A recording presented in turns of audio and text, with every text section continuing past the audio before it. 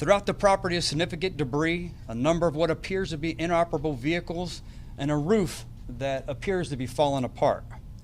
To make matters worse, over the past several years, the Hillsborough County Sheriff's Office has responded to more than 100 calls for service at this address, and we've included those details in your press packets. As a result of those calls for service, 3 court-authorized search warrants were served at the location with some drug and currency seizures. Our team did not stop there with the execution of these search warrants. We obtained additional criminal intelligence that led detectives to initiate an investigation into a drug trafficking organization located in the Plant City area. This investigation, which took about 7 months, involved numerous undercover purchases of methamphetamine, totaling about 4 pounds, valued at approximately $90,000, and the seizure of almost $30,000 in cash. On Thursday, April 11th, the Hillsborough County Sheriff's Office detectives and the Drug Enforcement Administration executed a court-authorized search warrant at 1804 South Forbes Road and at another home connected to this investigation at 13416 San Juan Diego Way. During the search of the home on Forbes Road, detectives found more methamphetamine, a loaded stolen 9mm Smith & Wesson firearm from Polk County, and 4 additional handguns, miscellaneous drug paraphernalia, cash, and they also seized the 2012 Harley-Davidson motorcycle. Today we are pleased to announce we are charging more than a dozen individuals. Their mugshots and charges are scrolling on the monitor now, and these suspects were arrested in a warrant roundup on the same day. With these arrests, we have impacted the availability of methamphetamine on our streets and likely reduced the number of people who may have become addicted. At this time, I'd like to invite up DEA Assistant Special Agent in Charge, Mike Ferguson, to comment further on this investigation. Mr. Ferguson? Sure. Appreciate it. First, I'd like to commend the Hillsborough County Sheriff's Department Office on their outstanding investigative efforts in Operation Ice Cubed. The operation highlights the partnership and collaboration that the DEA enjoys with our state and local partners, as well as the Hillsborough County Sheriff's Office. Without the commitment from the Hillsborough County Sheriff's Office and our state and local partners, we'd be ineffective almost in dismantling these drug trafficking organizations. These organizations are entrenched in the communities. Since 2010, the DEA has seen methamphetamine spike. It's driven by the Mexican drug trafficking organizations that are entrenched in Mexico and have affiliations throughout the United States. We've seen the meth increase to over 90% purity, and the price has dropped dramatically. So gone are the days of the mom and pop meth labs in the back of a trailer or the back of a residence. There still exist, but this product that they're producing is #1, and people want it. Unfortunately, it's driven up the demand for Mexican meth in the United States. The illegal sale of methamphetamine and other drugs throughout Hillsborough and the United States also corresponds with the violence that comes with it. As the sheriff stated, there were weapons seized. They don't keep those weapons there for the protection of their children. It's there to protect the drugs and the money that they earn. More importantly, it impacts the community. Hillsborough, Tampa Bay, as the sheriff mentioned, Polk County was also associated with this through some stolen weapons. It taxes the resources of your local law enforcement. As Sheriff Chronister stated, these arrests will impact the organizations and stem the flow of methamphetamine into Hillsborough County. I'd like to thank Sheriff Chronister for his commitment to the DEA task force and the unwavering friendship that they've shown during our time here. Thank you very much.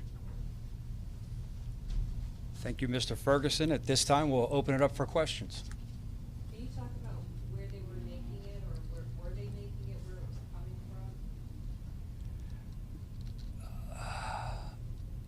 I want to. But that's part of a continuum. That's part of the continuing investigation. Jeff Harris, you want to talk about that a little bit? I can answer that question specifically. Like Mr. Ferguson stated, it appears this methamphetamine isn't your homemade from a meth lab. This is most likely Mexican made methamphetamine that's imported into the country through the drug cartels.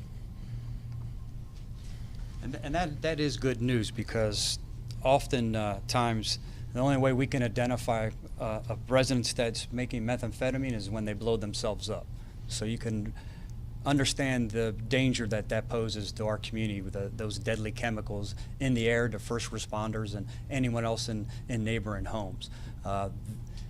Not to reveal too much information, because this investigation will certainly continue, but like the Major said and Special Agent in charge Mike Ferguson alluded to, this is being imported in, and the import of these dangerous drugs is certainly impacting our community. I think that's what makes this case so special, is the arrest of these individuals certainly have a tremendous impact on the desire here, and maybe those who may have become addicted because of it. Sheriff, this has obviously been going on for some time now.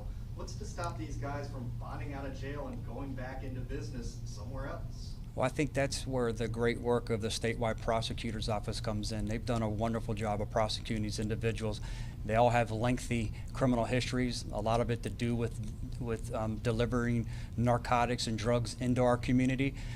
They've had great success. I mean, think about this, Chip. The first case that was prosecuted in the state of Florida from someone who dealt the deadly dose of an opioid of heroin was successfully prosecuted here with the statewide prosecutor's office.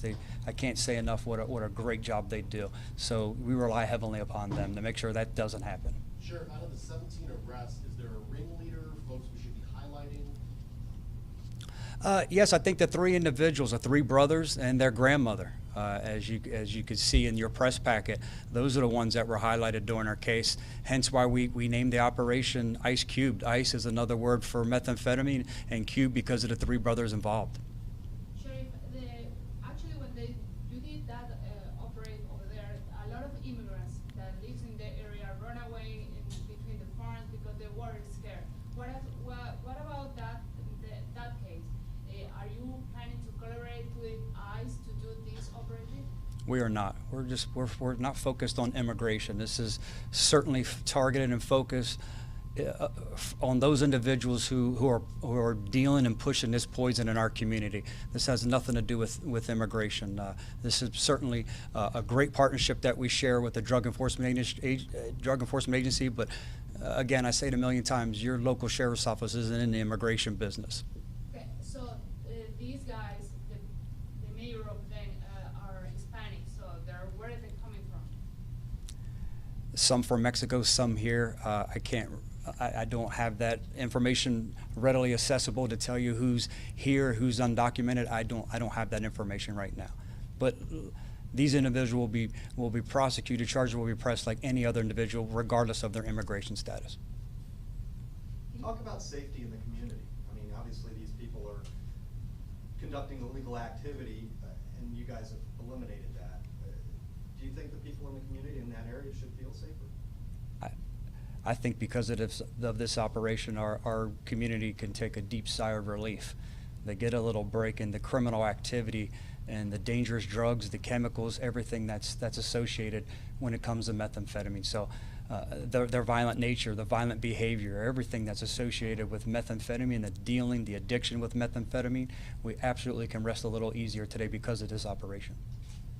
Can someone speak to the prevalence of this drug as compared to, I thought popular drugs now were pills and heroin. I don't know if I'm wrong, or is this prevalent in our area? No, you're not wrong. It's a shame that we have too many drugs that become prevalent. Heroin's making a tremendous resurgence because it's cheap. It's being mass produced. And methamphetamine, we're seeing along those same lines. We have too many individuals that are hooked on painkillers, which is a synthetic derivative from heroin. And when the prescription runs out, then they turn to the heroin dealers. And the Mexican cartels, they take advantage of that. And this is no different. Is it concerning that these cartels just view this as part of the business operation, that some of their lieutenants or business people that are, in this country are going to get arrested, they're going to lose tons of money, but they just kind of rebuild? How hard is it to stay on top of that?